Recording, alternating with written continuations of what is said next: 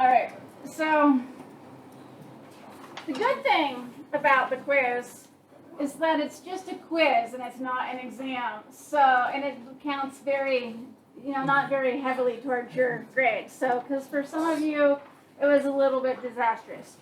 I mean, the class average is like a 74, so it's not like the worst ever, but it certainly wasn't like your class average on your last test. So I think let's just go over a couple of the things that I saw as big problems. So this section seemed to give people a lot of trouble. Okay, and I don't know if it's I don't know what a factor and a multiple are, or if it was the quantifiers themselves, or if it was a mixture of those. So maybe you can tell me. So on these, remember that what you're trying to do is if you have like a universal quantifier on x, then you're thinking in your brain, okay, could I find an x to make this false?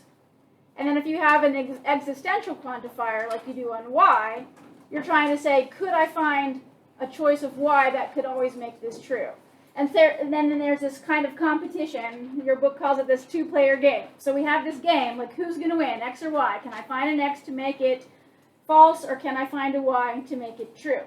Okay. Most people figured out that it was true, but coming up with the reason was a little bit tricky. And if you just try to give an explanation, which some of you did without coming up with a specific y, the problem is, like a lot of your explanations worked for every number except for when x was 1. Okay, so a lot of you just said a general kind of explanation, but if you look at your statement, it wasn't actually true when x was 1. It was true for every other thing, but not for x equals 1. And I took off minor points on that. But the best argument would come up with a y that would work for every single x, even 1. Okay. So the one that I came up with was to choose y equal to 4 times x. Okay. And so think about what happens when you do that. I'm going to have f of x, 4x here implies not p of 4x here, because y will be 4x. Okay. So, is x a factor of 4 times x? Certainly, that will be true. Okay, and here is 4 times x prime. Well, every single multiple of 4, whether it's 4 times 1 or 4 times 2 or 4 times 3 or 4 times 4, every single one of them is going to be a composite number, not a prime. So this will not be prime, so not false. So this will be like a not false. And so true implies true is true, and you'll get true every single time, no matter what x is, okay, including 1. So that 4, I just chose it because it's the smallest composite number. You could have chosen 6 or 8 or 15 or 20. It doesn't matter. As long as you choose a composite multiple of x, you can get it to be true every single time. I think most people did that got, about half of you or more than half of you probably even got this second one right. So again, there's, an existential on x, and there's a universal on y. So here we're trying to choose an x to make it true. Here we'd like to try to choose a y to make it false. And most of you saw that if I just chose x to be 1,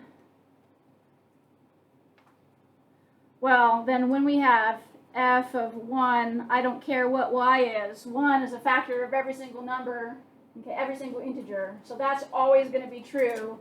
And then by the domination, anything or true will always be true. Okay, so if you just choose, so this is question mark or true equals true all the time. Doesn't matter what that one is. Okay, and I think, a lot of people did really well with that one. Okay. And then the last two, what threw people off is realizing that every number is both a factor of itself and a multiple of itself. Okay. And so if you realize that every number is both a factor of itself and a multiple of itself, then these last two aren't that hard to do. So here I just need to find an x and a y. So again, now x and y are working together to try to find something to make it true, where x has to be a prime number, okay, and x also has to be a multiple of y. So if you just choose, you know, x to be any prime number like 3, okay, and choose y to be exactly the same thing, then you'll have, okay, well, is 3 a multiple of 3? Yes, it is. Is 3 prime? Yes, it is. And this is not unique. You could choose 7 or 19 or 23, your favorite prime. Okay. And some people chose y, yeah,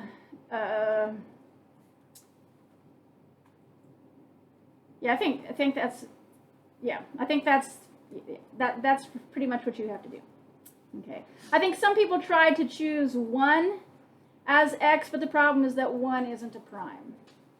Okay, so 1, I know what other people did. Some people did y being 1 instead, and that will work as well. Okay, so or choose x equals any prime and y equals 1. That would work as well. So you can either make y equal to 1 or y equal to the prime. Either one of those will work.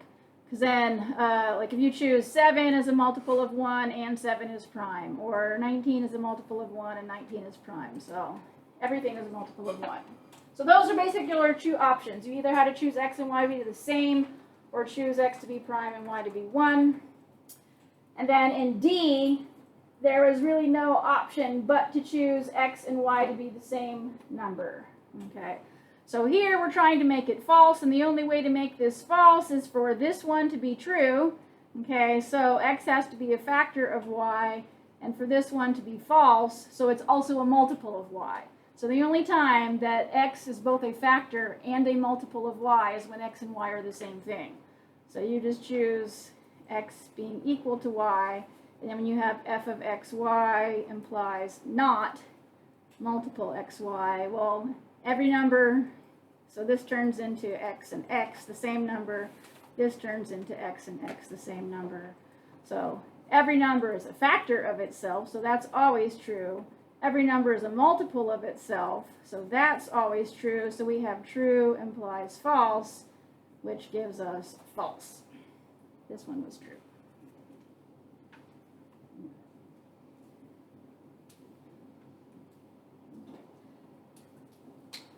So if you actually choose the values, they're much easier to see than just to try to make some general nebulous argument. I mean, those of you that just tried to reason it out did a pretty good job of it, but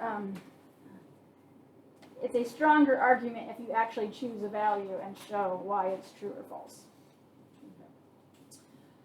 Okay. Any questions on that top section?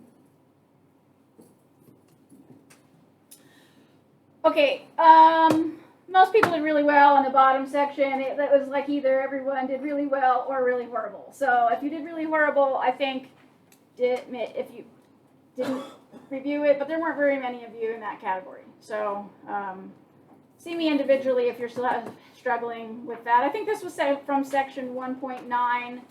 Yeah, so go look at section 1.9. I know we did several examples in the notes, and there are some exercises at the end of section 1.9 as well that you could go over if you're still struggling with those ones.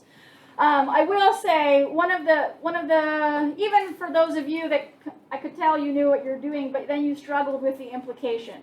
So for the implication, you just need to use the implication law and turn an implication into not hypothesis or conclusion before you can move.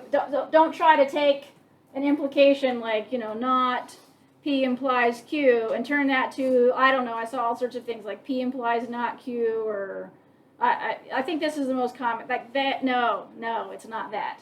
Okay, so in order to negate an implication, you have to turn this into not P or Q, and then use De Morgan to turn this into not P and not Q. Okay, so make sure and notice that is not the same thing as P implies not Q, or not P implies Q, or whatever you might have tried to preserve that implication. You really can't preserve the implication. So use the implication law before you try to use De Morgan on that. Okay. The other thing, oh no, my pen bleeds through. I have another blank one.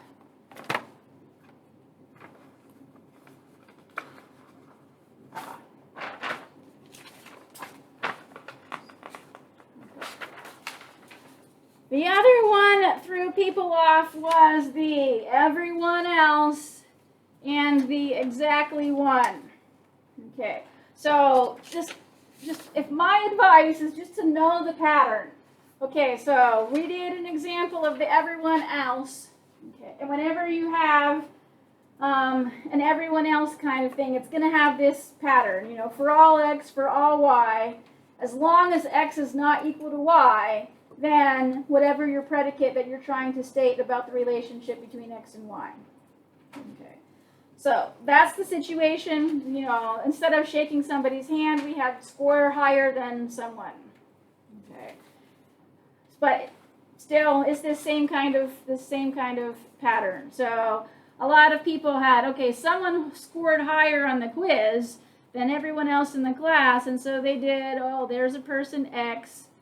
And then every other person y, every person y, and then you just put x scored higher than y. Okay, well the problem, if you just leave it like that, is that, the problem if you leave it like that is that x and y could eventually be the same because they're taken from the same domain. And x can't score higher than himself or herself, okay, and so that would be false, and so now this isn't a true statement. So you have to put in there that x is not equal to y implies that part of it. Okay, so without that, it's just someone scored higher than everyone, including themselves. It can't include themselves. So you need the x not equal y in there. So just know that pattern. And then the exactly one, okay, student, that's like this one. And the general pattern is there's at least one student who did this thing, whatever that predicate is. Skip class, you know, pass a quiz, whatever it is, and then all the other students, as long as they're not the same, it wasn't true for these other ones that aren't y. So know that pattern, and we just have to apply that pattern to this one. Okay, so they go, oh, well, there's exactly one student that studied for the quiz and failed it. So there's a student that studied for the quiz and still failed it. Okay, so that happened for x. Okay, but there's only one of those. So then we put, and for all y, if x is not equal to y, then this thing isn't true for that person y, for all the other y's. So you can just put not, and then whatever was true here is not true over here. You can just leave it, you know, right like that. So there exists a person, it's true for this person, and for all other people that aren't x, is not, oops, this should have been a y. Okay, it's not true for that other person. And that's for every other one besides x. So this, you know, just this is some predicate, this is some predicate. It's true for this one, and then not that same thing over here for the other person. So you know that pattern, they're not that hard to write. But this kind of threw people off. Yeah, yes. Yes. So which one? Okay, let's both of them. Yes, Evan. I was going to ask if you could write the first one, 3A, after that. So, this one, 3A, yeah, okay. Let me let Carlos get these.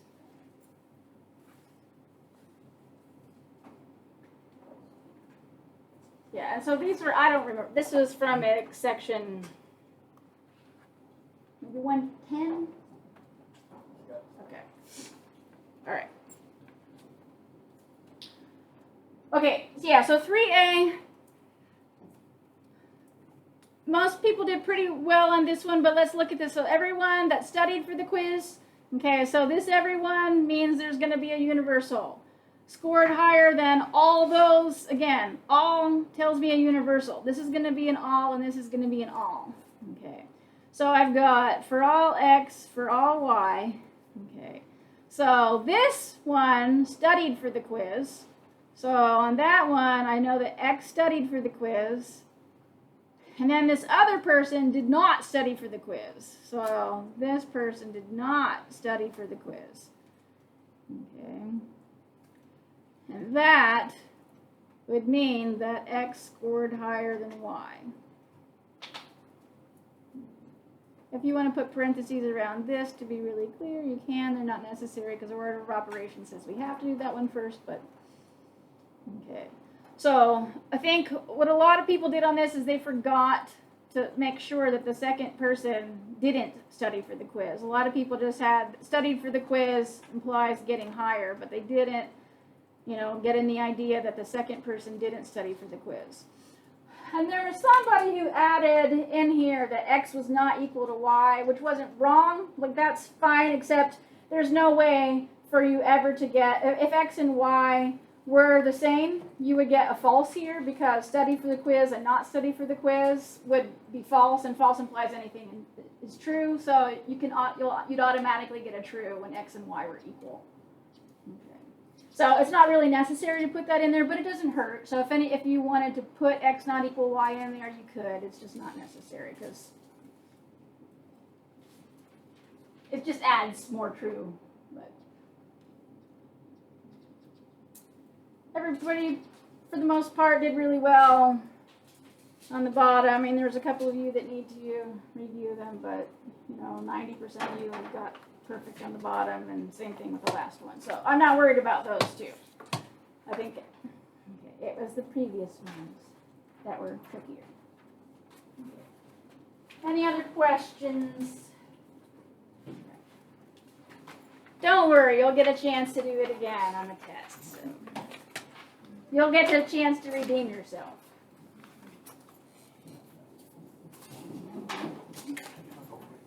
Yes.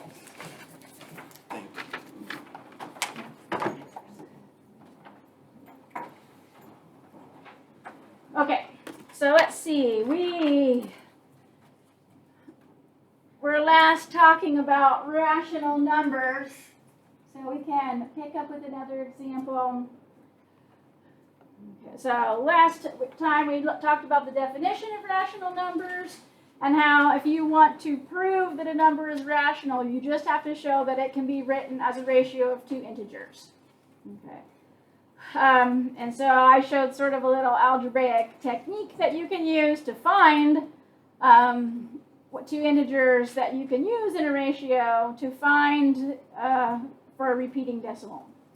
The ratio that you would need for a repeating decimal. And any repeating decimal can be written as a ratio of two integers. You just have to be able to find them. Okay. And I know some of them you've memorized, like 0.3 repeating. Like you could easily come up with that one, but some of these ones you probably have not memorized that 0.27 repeating is 3/11.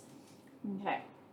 So let's do another example. This 2.72 repeating. So here only the 2 is repeating, not the 7. So the way that we have to deal with this one is a little bit different. So the way that I would do this one to show that it's rational, I would think of 2.72 repeating. I would separate the integer part and the decimal part and only think about the decimal part. So think of this as being 2 plus 0.72 repeating. And so I'll just figure out how I can write 0.72 repeating as a fraction, and then it should be easy to just add 2 to that to get the fraction that I need for this 2.72. Okay, so just like I did over here, I'm going to start with n being 0.72 repeating. Okay. So the trick on this was to be able to get two numbers so that when I subtract them, the infinitely repeating part goes away and I'm just left with an integer. Okay. So for this one, if you have something where the whole thing isn't repeating, what you should do is move the decimal point right in front of where it starts repeating. So here, if I move the decimal point one spot, then everything after the decimal would be repeating. So if I multiply n by 10, then I will get 7.2 repeating. Okay, and now I have a decimal point and then stuff that repeats. So that's my goal, is to get it into that form. Okay. And then I look at how many digits that repeat and move my decimal point past one group of repeating decimal digits. There's only one digit there. Okay. And so I need to take this thing and multiply it by 10. So that will be 100 times n. And that will be 72.2 repeating. And so now I have two numbers that have 0.2 repeatings, and if I subtract them, all the 0.2 repeatings will just go away, and I'll be left with an integer. So if I take 100n and I subtract 10n, that's the 72.2 repeating minus 7.2 repeating, and I get 65. Okay. And so I have 90n is 65, or n is 65 90ths. Okay, and I always like to reduce my fractions. I mean, you don't have to for this kind of proof. You can find any two x and y, but it's just easier if you reduce your fractions. So those are definitely both divisible by 5. Let's see, 5 goes into 65, what, 13 times? And 5 goes into 90, I guess, 18 times? Okay. If I do my math wrong, you just yell at me. Okay, and so let's see, so this part of it would be 13/18, and then 2 would be 36/18. And so when you add those, you get 49/18. And you can always check yourself by grabbing your calculator.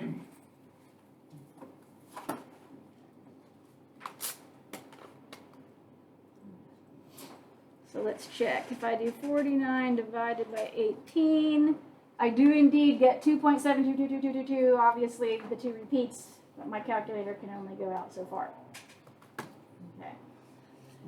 And so, if I want to show that 2.72 repeating is rational, I just say let x equal 49 and y equal 18. Since x and y are both integers and y isn't 0, and those are the conditions of our definition up there. Okay. And 2.72 repeating equals x over y. 2.72 repeating is rational by definition.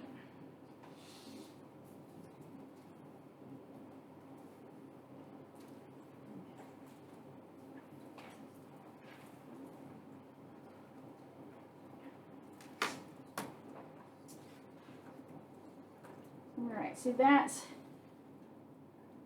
rational. Yes. You need to put pretty much all of that on a question. Yeah, you pretty much need to put all of that. Yes, because the definition says that the number is rational if there exist integers x and y, and x is not equal to 0, and r. So, I mean, all of that sort of has to be in there to show that the definition works. So you have to show that they're integers, that y isn't 0, and that the number in question is the ratio of those two things. So as long as you've shown that every condition in your sorry, you can't see that. As long as you show that every condition in your definition there is met, then you're good. Yes? How would you apply this? I think this is probably just a really simple question to answer, but how would you apply this to numbers like pi? Well, pi isn't rational. So you could not apply this. Not repeat formula, okay. Yeah, so pi never repeats. Just like the same thing, you can never apply this to the square root of 2 or the square root of 7 because it never repeats a pattern. So I think I more or less than one to ask, like, how do we find pi isn't a fraction, is it? You can't make it a fraction. Okay, that's It's not rational. Yeah. I always thought there was like a fraction, like it was like 11 divided by 7 or something like that, or like 22/7? Oh, that's a very Yeah. close approximation. So if you go into your calculator and you do 22 divided by 7, you get something like 3.14. It starts that way. But if you press like the pi button on your calculator, notice that it's not the same number. It's just a good approximation. So a lot of times people use 22/7 because it starts out the same way, but they're not the same. Yeah. Okay.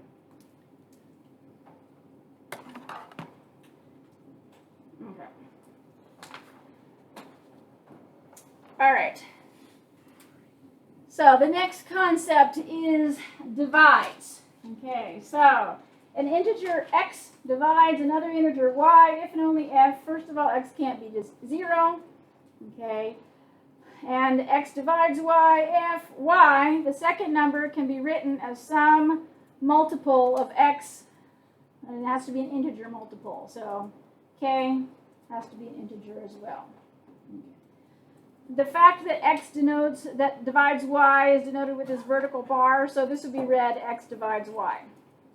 If we want to say that x does not divide y, we just put a little slash through it. That's x does not divide y. Okay. So, like in your brain, when you're thinking about that notation, okay, if x divides y, that means y is a multiple of x. So notice up here, y is a multiple of x. You can see that in the definition. Okay, that y is some constant multiple of x. Okay, and if if y is a multiple of x, then x would be a factor of y. Okay, so you can write y as a product of x and another number, and so x is certainly a factor of y. So if you need to relate that notation back to things that you know, that's a good way to think about it. Okay, so we want to determine which of these statements are true. Does 12 divide 4? True or false? Okay, we're going to go slowly on this one because the notation is new. So this one is x, this one is y. And 12 divides 4 if and only if, okay, x, which is 12, is not equal to 0. Well, that works. And y, which is 4, equals k times x, which is 12, for some integer. So it has to be an integer. Okay. So if I wanted 4 to be equal to k times 12, what would k have to be?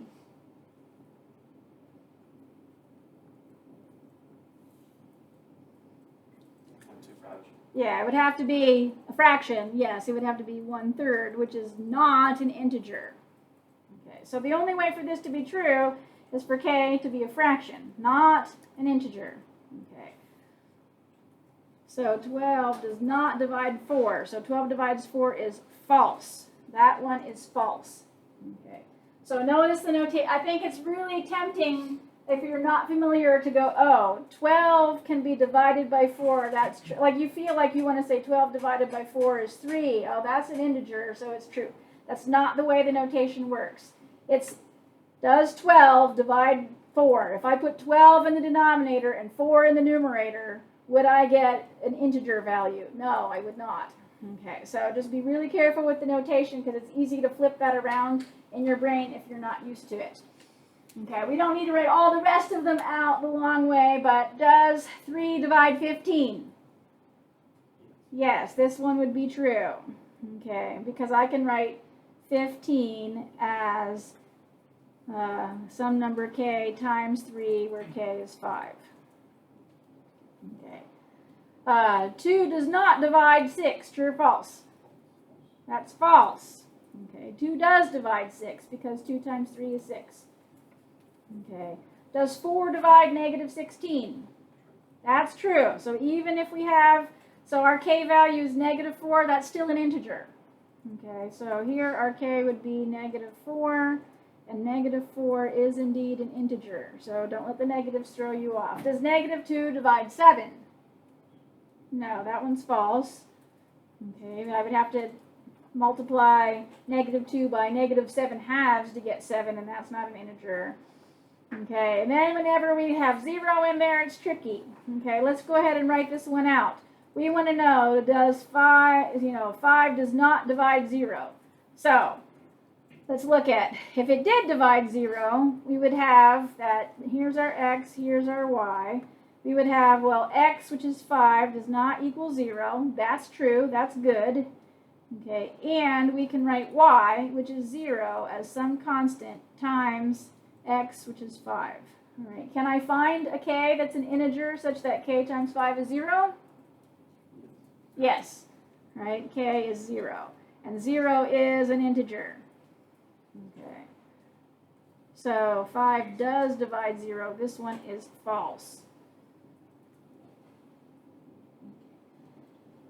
0 divides 2 is a different situation. So here's x, here's y, and we would have to go, oh, that 0 is not equal to 0. That condition doesn't hold. Okay.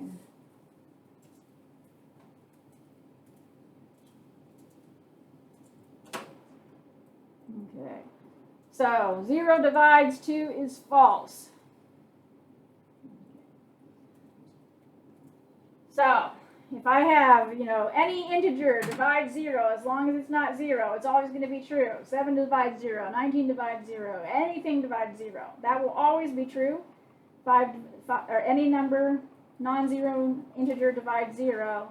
And then over here, 0 divides any non-zero integer will always be false. Okay. So again, if you think about the first number here as being in the denominator, you can see, okay, all right, that's illegal. We can't divide by 0. So that's that first number that's in the denominator, not the second one.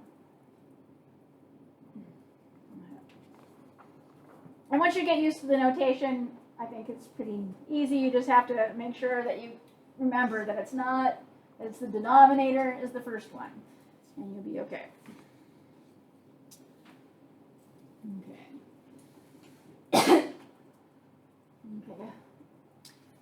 We probably all know what prime and composite numbers are. Right here's our formal definition. So an integer n is prime if and only if it's greater than 1, and the only positive integers that divide it are 1 and itself. An integer n is composite. Okay, it's like composite is like almost like saying not prime. If and only if also it has to be greater than 1, and there is an integer between 1 and n, so it can't be 1 or n. Okay, it has to be somewhere in between them, and it has to divide n. Okay. So one thing that's tricky is that number 1 is 1 prime. No. No. Is 1 composite? No, it's neither. Okay, so notice in our definitions, prime only applies to numbers that are greater than 1. Composite only applies to numbers that are greater than 1. 1 is not greater than 1. So 1 is neither prime nor composite. Okay. So both must be greater than 1. So notice both of these have to be greater than 1. So it's neither of those things. Okay. What about 2? Hopefully we all know that that's prime. Okay. So if you think about the only integers that divide 2 are 1 and 2. Okay, so only 1 in itself, those are the only numbers that divide 2. 6, on the other hand, is composite. So for example, we have the number 3 that divides 6, and 3 is between 1 and 6. So we can find an m equals 3, between 1 and n, such that that value, that 3 divides 6.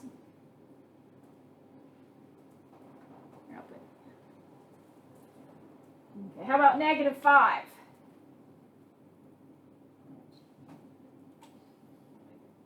Neither. Okay, notice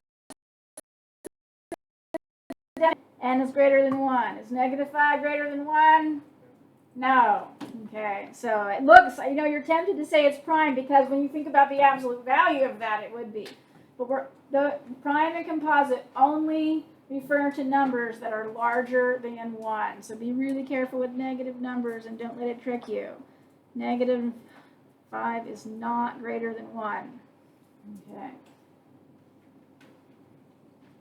So again, we have the same situation. It's kind of like 1. So, okay. So speaking of negative 5 is not greater than 1, we want to talk about inequalities and negating inequalities in particular because that can be tricky. Okay, so we have inequalities, and they are, so we've got 2 inequalities. Well, there's or combinations of these things, but when we compare 2 numbers, we can have one of 3 cases. So if I have 2 numbers, then the first number can be less than the second number, it could be equal to the second number, or it could be greater than the second number. Okay, those are the three options. There's three things, not two, three. And that's what kind of makes this a little bit tricky. Okay, and then sometimes we combine like some of these. So I have the notation x is less than or equal to c, okay, if it's less than or if it's equal to c. And I have the notation greater than or equal to if it's greater than or if it's equal to. Okay. And so, like on this previous one where I wrote -5 is not greater than 1, well, what's another way that I could write not greater than? So if I were to say x is not less than c, okay, it's really tempting to say that that not less than is greater than. Okay. So if it's not less than, and I take that one away, I've still got two options left. It could be greater than, but it could also be equal to. Okay. So not less than would be x is greater than or equal to c. You have to use, there's three possibilities. When you take one of them away, there's still two left. Okay, so a lot of times you just want to say, oh, not less than means greater than. Doesn't. It could be equal to as well. So be really, really careful when we start getting into proofs and we start negating things. This is going to come up, and we have to make sure that we negate our inequalities correctly. So not less than is greater than or equal to. And then what's not greater than? Yell it out if you know it. Less than or equal to. Good. Okay. So I'll just put a note here. X is not less than c is not x is greater than c. Make sure you put the equal in. There's three options. You can't just choose one of the other options. You have to take both of the other when you eliminate one. Okay. All right, so if x is greater than 0, we say that x is positive. If x is less than 0, we say that x is negative. So let's say that x is not positive. Can we say that x then is negative? No, we can't. So notice what we have over here. So if I say, well, x is positive here, if I say not positive, okay, well, that's the same thing as saying x is less than or equal to 0. That's not the same thing as negative. Okay. So the opposite of positive is not negative. It's non-positive. So here we would say x is non-positive. So positive and negative are not logical opposites.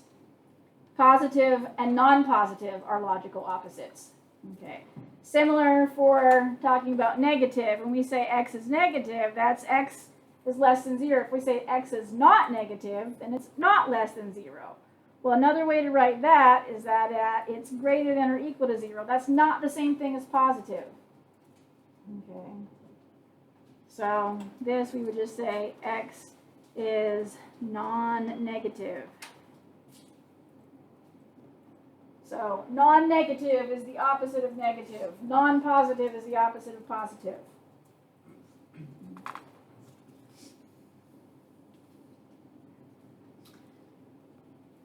All right.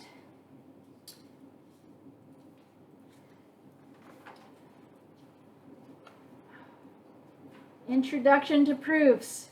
We're getting really, really close to really writing some proofs. So next time we're going to probably just do proof.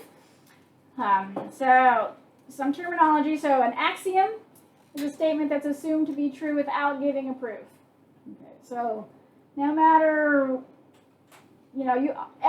everything has to have a starting place. So some things that just we all agree on to be true without having a formal proof.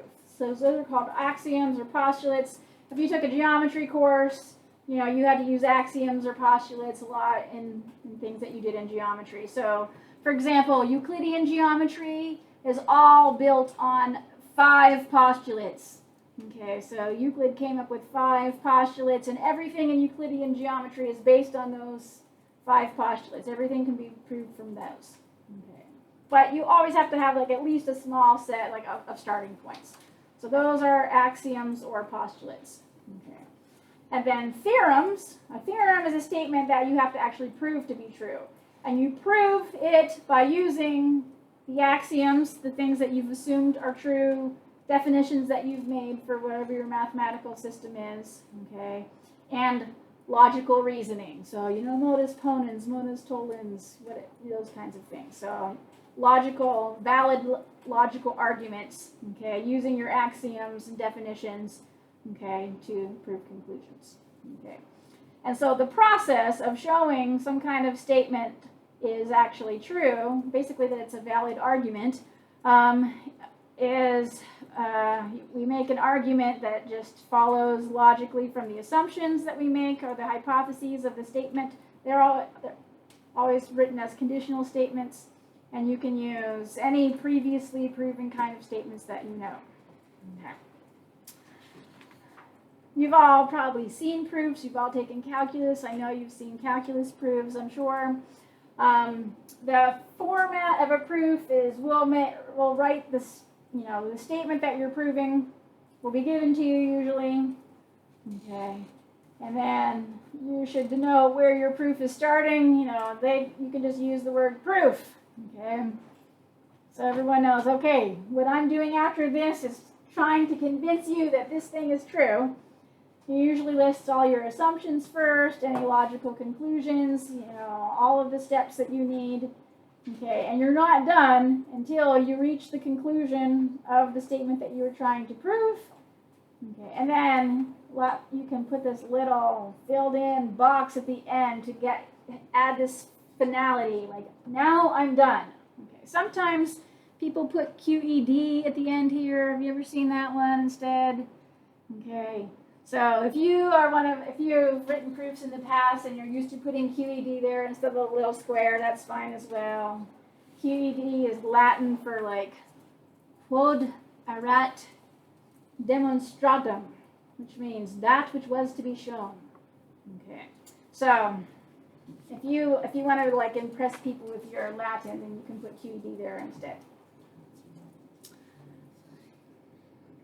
Okay. All right, so most theorems are going to be an assertion about all of the elements in a set. Like, we're mostly going to look at integers or natural numbers. Integers are natural numbers, okay? And usually the things that we're going to prove are going to be assertions about, all integers or all natural numbers have this certain thing that's true about them. So they are universal statements. Okay, for example, one of the very first things that we're going to do is show that the sum of two even integers is even. So if you think about what this is saying, if I had to write this out with my logic, I could define a predicate E of x to mean be true if x is even and false if it's not even. So I could define that predicate, and then the way that I would write this, the sum of two even integers is even, I would say, oh, well, for all x and for all y, assuming that, integers is my domain of discourse there, that if x is even and y is even, then the sum of x plus y also has to be even. Okay. Now, usually we're just going to see it written out this way, but logically, we should be thinking about, oh, there's this x is universally quantified, y is universally quantified. I could disprove this by finding a single counterexample. The same things that holds to what we've been doing holds here as well. Okay. But this is really an equivalent statement to this, English, written out as an English statement here. Like I said, in this class we're doing discrete math, so we're only going to talk about discrete sets like integers, but lots of theorems that you have seen in previous courses come from continuous math. So, things like all polynomial functions are continuous everywhere. This is a universal statement as well. Like, the universe that you're thinking about is polynomial functions that could fall into that category. And then all of them, that's a universal quantifier there. Okay, and your predicate is that they're continuous at every value. Okay, so I'm sure you've seen a proof for something like that in calculus. Okay, So most of the ones that we see are going to look like this, but we can have theorems that are existential statements. Like in calculus, I'm sure you remember the intermediate value theorem. You know, if f is continuous on some closed interval, and then you know that f of a and f of b have different signs. You know, so here's a, here's b. So if f of a is positive up here and f of b is negative down here, well then you know, because it's continuous, there's no way for it to get from there to there without crossing over, you know, that it has to have a root somewhere between a and b. Okay. So I'm sure, you know, I'm sure you've seen a proof for this in calculus. So, but this is, you can see this is an existential statement. Okay, if f is continuous on this interval and f of a and f of b have different signs, then there is a root. This is an existential statement, right? You just have to show that there exists a value between a and b so that this is true. Okay. So you've seen theorems that are existential statements. You just have to prove that there's at least one of these things that exists. Okay. In discrete math, we're going to be looking more at statements like that come from integers. So like there is an even prime. Okay, so this is an existential. There exists at least one integer that is even and is prime. In fact, there's only one. It's 2. Okay. But that's also an example of an existential statement. Okay. We'll see more universal ones, but we will see some existential ones. So if we wanted to prove these kinds of statements, okay, if the domain is small, it might be easy enough to just go through the entire domain and prove that it's true for that whatever statement you're trying to prove is true for every single value in the domain. So if you go through every single value of the domain and show it's true for every single one, that's called a proof by exhaustion. Okay, we will do an example. Let's say we wanted to prove that for every integer n, okay, between 0, inclusive, and 3, not inclusive, n plus 1 squared is greater than n cubed. Okay, so this is the statement that we're trying to prove. Notice it's a universal statement, every, so we're talking about, okay, not an existential. I can't just show that there's one. I have to show that it's true for every single value in the domain. Fortunately, the domain is small. Okay, so if we did our proof, okay, so since n is between 0 and 3, we know that n has to be in the set. Well, what are the integers between 0 and 3? Well, 0, 1, 2. That's our whole entire domain. There's only 3 numbers there. So we could pretty easily go through the entire domain and show that it's true for all of them. Okay.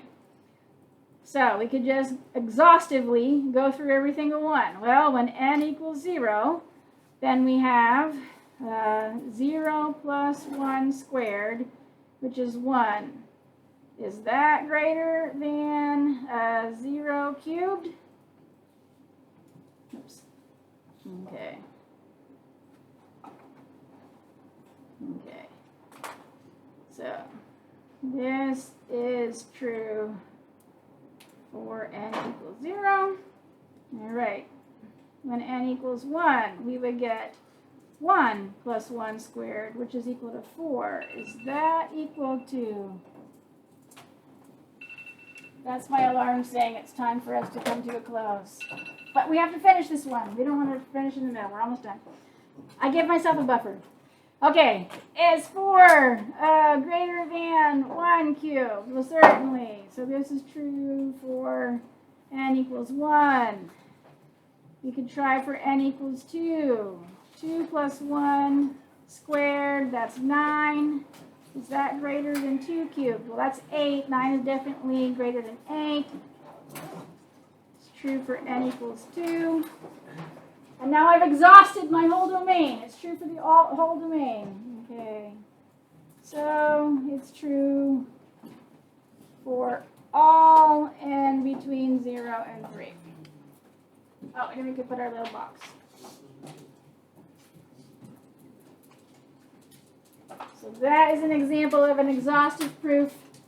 And we will pick up next time after that. But right now, we need to take a